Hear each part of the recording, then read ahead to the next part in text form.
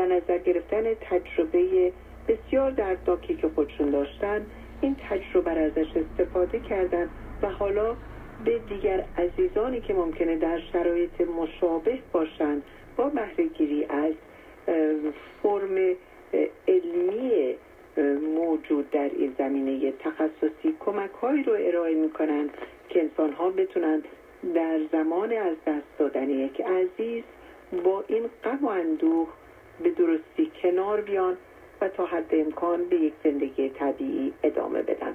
خانم مژگان رحیمی، سلام گرم و صمیمانه من رو بپذیرید و ممنونم از اینکه دعوت برنامه امروز رو پذیرفتید. شهرزاد جان خیلی ممنونم. با سلام و درود به شما و شنوندگان عزیز، مرسی که اجازه دادید من امروز با شما و دوستانتون باشم. مرسی که دعوت رو قبول کردید. خانم مژگان رحیمی، وقتی که خدای نکرده بالاخره روزگار همچین همیشه با ما راه نمیاد و در وفق مراد نیست، در شرایطی قرار میگیریم که غم از دست دادن عزیزی مطرحه، گذشته از تمام ناراحتی ها هولم میشیم، اصلا نمیدونیم چه برخوردی بکنیم و بعضی وقتا این سعی و کوششمون برای آرام کردن عزیزی که نزدیکش رو از دست داده کار رو خرابتر میکنه. و من چون میدونم که هم شما در شرایطی شخصا مشابه بودید و میدونید و هم با تخصصی که رفتید دنبالش و درسی که خوندید مدرکی گرفتید که در این شرایط به افراد کمک کنید، میخوام ازتون بپرسم که چجور میشه به دل داغ دیده یک عزیز مرهم گذاشت و کار رو خرابتر از اون چیزی که هست نکرد؟ درسته شهرزاد جون، ما متاسفانه وقتی که یک عزیزی رو از دست میده خیلی به جرئت میتونم بگم که بیشترمون نمیدونیم که چی بگیم و چه کار بکنیم. البته که حسن نیت داریم، البته که عشق داریم، ولی هرگاه اوقات حرفا و صحبت‌های زده میشه که اینکه ما نمیتونیم عزیزمون رو غمگین ببینیم و دلمون میخواد که فوری مثلا خوشحال بشه، یک چیزایی رو میگیم که نباید بگیم. پس چی بگیم چی نگیم؟ اولین چیزی که دوست دارم مطرح بکنم اینجا، ما به عنوان یه انسان خوب دلمون نمیخواد که همونجور که گفتم عزیزمون رو غمگین ببینیم، بنابراین میخوان یه جورایی موقعیت رو و یا دوستمون رو به قول امریکایی‌ها فیکس کنیم، اصلاح کنیم. بله. و شروع میکنیم به نصیحت دادن از روی حسن نیت. ولی خیلی خیلی مهمه که ما فقط یک قلبی باشیم با دو گوش شنوا. یعنی فقط گوش بدیم، ببینیم لازمه روز، لازمه ساعت، حتی لازمه اون لحظه چیه. شاید اون لحظه عزیز ما دلش بخواد که سکوت کنه، ما در کنارش سکوت کنیم. ما وقتی که یک عزیز رو از دست میدیم، حرص ما این هست که این عزیز فراموش بشه.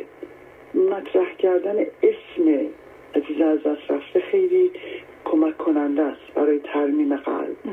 برعکس اون چه که ما فکر میکنیم اسمش رو نبریم، عکسش رو پنهان کنیم، نه، خیلی مهمه که اینها باشه و راجبش صحبت بشه. دومین مسئله که دوست دارم خیلی، چون من پسر 7 سالم رو توی آتش از دست دادم و به من خیلی گفته شد و به دختر 10 سالم گفته میشد این که گریه نکن و قوی باش. برای پسرت، برای دخترت نذار اشکاتو ببینی، که این به احتمال زیاد رایج‌ترین و شاید هم سخت‌ترین صحبتی باشه که یک غم دیده میشنوه موقعی که یک عزیزی از دست میده. پس عذاب وجدانم به قصهش اضافه بشه که داره اشکشو میبینه. من دارم یک کاری میکنم که دیگران دوست ندارن، اپروم میکنم، بنابراین خب ترجیح میدم که این کار جلوی دیگران نکنم چون مورد قضاوت قرار میگیره. بله. ولی خیلی مهمه که ما کمک کنیم به دوستمون، به یارمون که صداقت احساسی داشته باشه. یعنی اینکه اشکش رو نره توی اتاق بریزه، بله، با ما بریزه. وقتی که ما با دخترمون که من پسرم رو از دست دادم و دخترم میبینه که من گریه میکنم، از من یاد میگیره که صادق باشه توی احساسش و این باعث میشه که کمک بشه به هر دوی ما که به قدم بعدی نزدیکتر بشیم برای رهایی از درد و رنج. و اینکه غمگین بودن خیلی طبیعیه وقتی که آدم یک عزیزی رو از دست میده و یک سیر طبیعی رو باید طی بکنه. دارم میخواد راجع به این مقاله که چند پیش میخوندم که مثلا مقالهش این بود که آیا اونقدر قوی هستی که ضعیف باشی؟ یه کوچولو صحبت کنم که همین سرمقالهش بکنم خیلی حرف توشه. یعنی که ما باید در موقع از دست دادن و به عنوان یک دوست که یک کسی رو از دست داده تفاوت این رو بدونیم که قوی بودن و بهتر شدن چیه. اگه ما بخوایم بسیار وانمود بکنیم که احساساً اوکی هستیم، احساساً نه گریه نمی کنیم نه قوی هستیم و بخوایم به بقیه بگیم که قوی هستیم، ممکنه در ظاهر آره اوکی باشه ولی در باطن ما داریم خود میشیم. بنابراین غمدیده باید گریه کنه، غمدیده داره یه آهنگ گوش میده یهو دلش میگیره، آهنگ رو عوض نکنیم، اجازه بهش بدیم که این سیر گریف رو طی بکنه، غمدیدگی رو طی بکنه.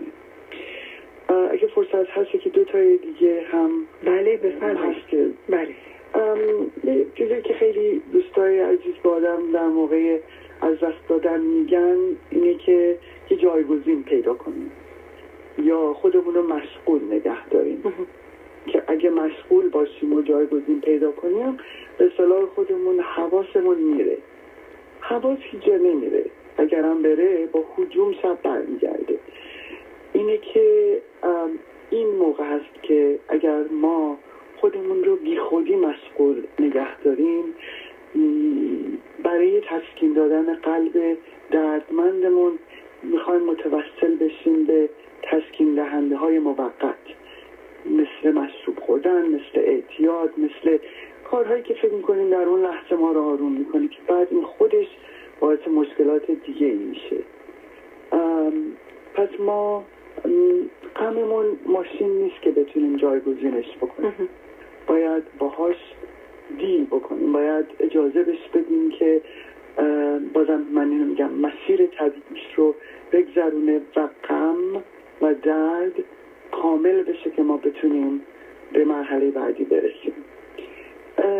یه چیزای دیگه هم که صحبتش موقعی که من پسرم رو از دست دادم بود که جاش بهتره توی بهشت فرشته است و یا گاهی اوقات در مریضی های طولانی وقتی یک نفر رو عزیزی رو از دست میدیم که خب راحت شد. آره اینا همه عقلانیه، درسته حرفا، ولی ما اون موقع قلبمونه که شکسته است. عقلمون احتیاج به کمک نداره، قلبمون احتیاج به کمک داره. این اصلا کمک نمیکنه که بگیم جاش بهتره. آره اون جاش بهتره ولی ما اینجاییم. ما داریم توجه رو از غم دیده به کسی که رفته عوض میکنیم. ما باید توجهمون رو به اون غم زده بدیم.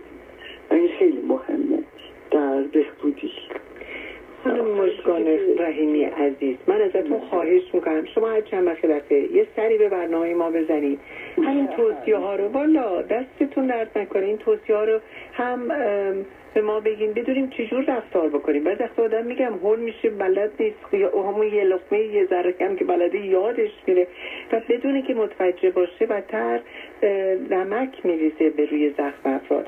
و خب اگه یاد بگیریم، اگه بدونیم، حتما آگاهانه کاری رو نمی کنیم که کسی رو بیشتر برنجونیم.